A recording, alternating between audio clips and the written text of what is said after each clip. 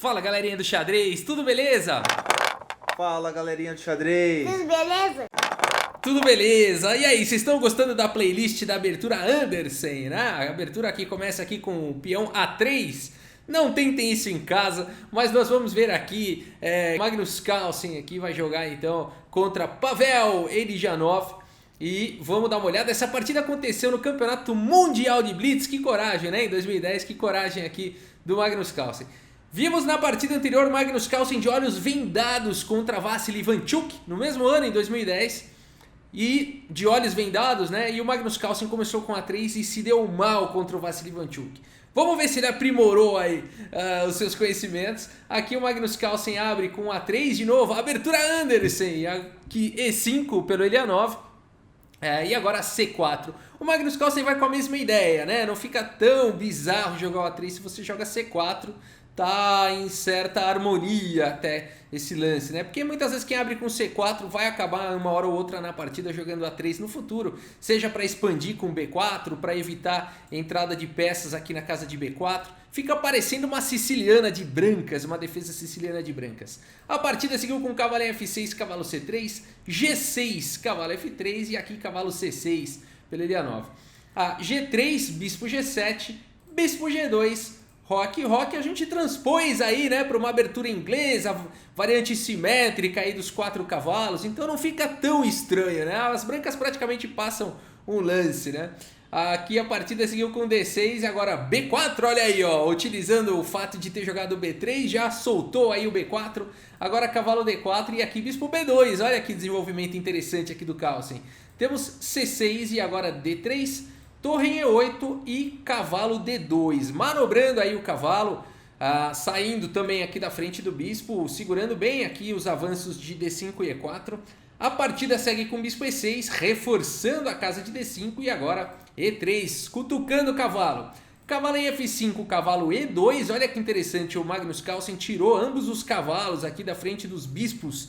Bem legal essa formação. A partida seguiu com cavalo D7 e agora E4 atacando o cavalo. Cavalo em E7 e aqui curiosamente a gente tem a mesma formação aqui dos cavalos também do Elijanov. A diferença é que o bispo de casas claras não está em fianqueto, né? A partida seguiu com F4 pelo Magnus Carlsen atacando na ala do rei. E agora F5, Elijanov vai reagindo aí, vai também freando o Magnus Carlsen na ala do rei. Temos rei H1, rei H8, uma partida bem simétrica, né? Bastante simétrica, a partida seguiu com dama C2 e agora ganha o pirulito quem acertar o próximo lance, hein?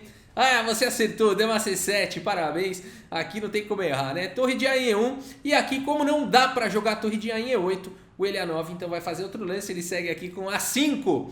Temos cavalo em F3, A por B4 e aqui já acabou, né? Acabou a imitação aí dos lances, A por B4, F por E4, D por E4 e agora a torre F8, dando apoio aí para ataques na coluna F. C5, um lance bastante interessante aqui pelo Magnus Carlsen, tentando enfraquecer a defesa do peão central. D por C5, B por C5 e agora torre em A5 aqui pelo Elijanov. Pressionando o peão de C5, já está atacado aqui 2 vezes. O Magnus Carlsen tem que fazer alguma coisa em relação a isso. Ele segue com F por E5, deixa capturar aqui em C5. Temos torre por C5 e agora dama aqui em D2. Olha que confusão que já temos aqui no tabuleiro. O Magnus Carlsen tem uma presença central um pouco mais forte, né? No entanto, o peão de E5 agora está caindo. E uma partida bem difícil aqui, ainda considerando que é de blitz, né? Uma partida bem confusa. A partida segue agora com cavalo por E5, cavalo por E5. A troca de torres está no ar. Torre por F1, cheque, torre por F1, bispo por E5. E nessa posição, o Magnus Carlsen vai para um lance aqui bastante surpreendente, pelo menos é um lance de efeito. Aqui, pessoal, os dois já devem estar mal no tempo. A posição é melhor para as brancas. Aqui, no entanto, não é muito fácil de converter. O Magnus Carlsen tem aí um peão a menos nessa posição, mas o ponto todo é a exposição aqui do rei, né? O Magnus Carlsen agora vai para um lance de efeito, aqui faz o lance dama em F4, né? Um lance que bota pressão aqui em E5. No entanto, esse não é o lance mais preciso das brancas aqui. Aqui o lance mais preciso seria cavalo em F4, segundo os computadores. Esse lance ataca o bispo aqui em E6 e ameaça cavalo D3 com um ataque duplo. Sempre que o bispo capturar o bispo de casas, o bispo das brancas aí de casas escuras, a dama vai capturar com cheque e capturar outra peça na sequência. Então o cavalo F4 seria um lance muito forte. As pretas teriam que evitar, né? Não foi o que aconteceu na partida, teriam que evitar o cavalo D3 com o bispo C4, colocando também o bispo em segurança. Mas depois de torre C1, as brancas teriam um excelente jogo. Aqui é praticamente um zug-zwang para as pretas. B5, por exemplo, esmaga aqui a torre, bispo A3 ganha a torre, lá não tem como fugir. Se jogar rei G8, tá vindo bispo F1 aqui também, indo para cima da torre em defesa e atacando em C4. Enfim, as brancas têm muitos ataques aqui, estariam bem melhores. O Magnus Carlsen vai para o lance dama em F4 e aqui o Elianov tem a possibilidade de achar um lance aqui que equilibra a partida. Agora, pessoal, aqui com pouco tempo no relógio, é muito difícil de achar. Aliás, se você quiser dar pausa e encontrar o melhor lance das pretas aqui, vamos tentar treinar a defesa. Qual o melhor lance defensivo aqui para as negras? Vale a pena. Já digo que é um lance bastante difícil de encontrar, mas é possível. Espero que você encontre, vale a pena o treino, né? O melhor lance das negras aqui seria o lance, eu espero que você tenha encontrado, seria o lance cavalo G8 aqui, bloqueando todo tipo de ataque na fileira do fundo. E aqui fica difícil para as brancas continuarem atacando, aqui encontrarem um ataque, né? O bispo está bem defendido duas vezes, não tem uma maneira muito simples aqui de continuar atacando. Se jogar, por exemplo, torre B1, vem bispo C4 atacando o cavalo, cavalo G1, cavalo F6, enfim, as pretas estão de volta aí no jogo, não tem nada muito grave acontecendo. Mas depois de dama F4 aqui pelo Magnus Carlsen, o Elianov provavelmente se assusta aqui, vai para o lance bispo C4 e aqui ele perde a oportunidade, portanto, de empatar. E aqui o Magnus Carlsen já tinha um lance vencedor aqui nessa posição, mais uma vez. Aqui eles estão no apuro de tempo, mas se você quiser dar pause agora nessa posição, o como jogar de brancas aqui, brancas jogam e ganham, o Magnus Carlsen não encontra esse lance aqui. E eu espero que você encontre esse lance e a sequência vencedora que o Magnus Carlsen não encontrou, que seria o lance dama F8, espero que você tenha encontrado, né? Quase um checkmate, forçaria cavalo G8, mas agora ó quem está caindo aqui, né? Dama por C5 seria uma posição vencedora aqui para as brancas, né? Então, o bispo em E5, além de tudo, está atacado, né? O cavalo também está atacado, poderia seguir com o bispo por B2, dama por C4, com uma vantagem aqui grande para as brancas, né? Mas o Magnus Carlsen não encontrou esse lance, ele seguiu aqui com torre C1, deve estar todo mundo na pressão do tempo. E agora o Elianov, não sei se o que aconteceu aqui, ele faz o lance B6, acho que protegendo aqui a torre, né, que estava em defesa. No entanto, o B6 aqui traz complicações. Talvez B5 aqui fosse um pouco mais preciso, segundo os computadores, mais uma vez, né? Mas aqui B6 foi jogado com lógica, né? Protegendo a torre aí, tentando tirar o bispo. Mas agora o Magnus Carlsen segue firme aqui com torre por C4, olha que bonito, né? Tentando desviar aqui o defensor do bispo em E5. Então, se torre por C4, o bispo por E5 ganha a partida na hora. A partida agora seguiu então E olha só que cravada bonita, né? O bispo tá cravado aqui duas vezes. Ele tá cravado de uma maneira relativa e de uma absoluta. O que você tá falando, Rafael? Não é física, isso aqui é xadrez. Calma, calma. Aqui existe uma cravada absoluta, que é a seguinte. O bispo não pode capturar a dama em F4 porque o bispo está na mesma diagonal aqui do rei. Essa é chamada cravada absoluta, porque não pode mesmo, né? E aqui existe uma cravada relativa. Qual? O bispo não pode capturar em B2, senão está caindo a dama, tá? Então, quando é cravada no rei, chama absoluta, e quando é em peça, é relativa, tá bom? Não é nada de física, mas pode até parecer com alguns conceitos aí de física.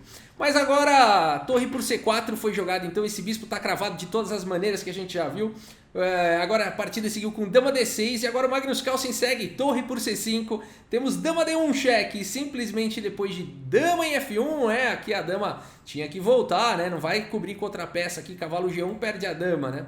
Ah não, não perde, o bispo continua cravado. Confusão aqui, né? Confusão sem fim.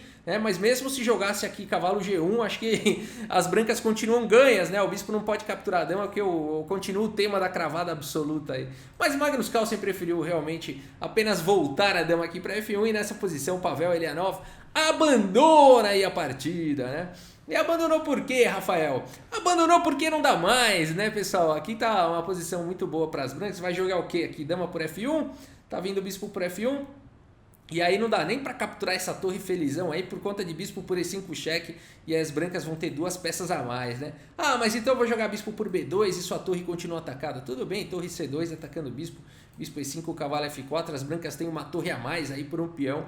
com certeza um final vencedor aqui para o Magnus Carlsen, né? Claro, aqui eu imagino que o Carlsen ainda devia ter algum tempo aí suficiente para poder vencer a partida, e por isso, depois de dama F1 aqui, o Elianov simplesmente abandonou aí a partida. Vitória do Magnus Carlsen com a abertura Andersen, olha aí, pessoal, né? Com certeza não foi por causa da abertura que o Magnus Carlsen ganhou essa partida, mas na verdade, apesar da abertura, ele ainda ganhou essa partida, né? Vamos dar uma olhada aqui no relatório do chess.com, mas na verdade, pessoal, a abertura não é tão ruim assim, esse lance A3, né? Ele só não traz uma continuação muito ativa para as brancas, né? Elas permitem as pretas igualarem logo no começo da abertura, né? Muitas vezes as pretas têm que ficar brigando para tentar igualar e depois para tentar melhorar. Nessa abertura já facilita isso para as negras, mas isso assim é um detalhe do detalhe, né? Isso só serve para nível de grande mestre. Entre nós, pode testar, vale a pena jogar aí o A3, é divertido. Aliás, eu joguei esses dias contra um jogador, né? Mostrei aqui no canal já. E eu fui olhar as partidas dele, ele adora, ele joga sempre com A3, não foi porque ele foi alguma provocação nem nada disso, ele joga mesmo, ele joga A3 toda a partida que ele joga, é um bom jogador, um mestre nacional, né? Então, mas olha aqui, o Magnus Carlsen foi mais preciso, né? Aqui 84,8% de precisão, 78,2% de precisão para Elianov. Partida de blitz é isso, né? Foi bem equilibrado, depois um tá ganhando, aí equilibra, o outro não vê, aí ganha de novo, aí equilibra de novo, eu não vi, ganhou. Então é mais ou menos isso, né? Isso aqui é realmente quando o tempo tá curto, né? Isso aí é o que acontece mesmo entre super grandes mestres, né? E aqui então essa vitória bacana aí do Magnus Carlsen. Beleza, pessoal, é isso. Se você gostou aí do vídeo, deixa o seu like, deixa a sua curtida. Se você gosta de vídeos de xadrez, inscreva-se aí no canal e ative o sininho para receber as notificações a cada vídeo novo. E é isso, muito obrigado pela sua audiência, um grande abraço para todos vocês e até a próxima, valeu! No tabuleiro de xadrez,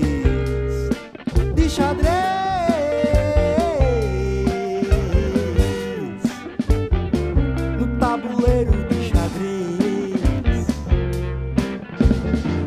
jogo com os meus amigos.